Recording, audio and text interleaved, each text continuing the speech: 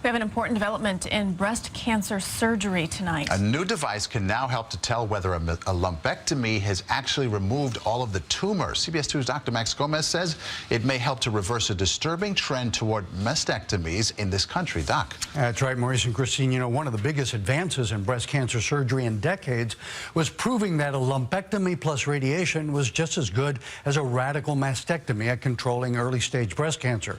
But recently, mastectomy rates have been going up. Here's a device that might slow that trend. Kathleen Milano was a normal, healthy woman living a pleasant retirement in Yonkers until she got the results of her mammogram last summer. She had breast cancer.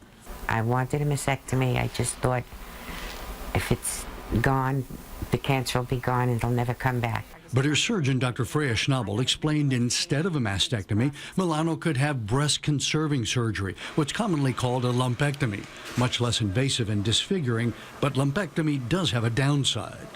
Approximately 20% of women who have breast-conserving surgery need to have a second surgical procedure to remove additional tissue because the edges of the tissue, we call that the margin, is not clear. But now breast surgeons have an FDA-approved device that helps them tell whether they have in fact gotten cancer-free margins when they've removed the tumor in a lumpectomy. It's called margin probe, which essentially looks at the electrical and chemical signatures of normal versus cancer cells. The surgeon scans the entire tumor surface after it's removed, keeping track of which part shows up as still having some cancer cells present. Then the surgeon has the opportunity to directly go back to that surface of the breast tissue and remove additional tissue and help to give the patient a much better chance of having a successful lumpectomy. That's what Milano had done. She only needed the one lumpectomy procedure, and she takes comfort knowing that the margin probe helped get the whole tumor.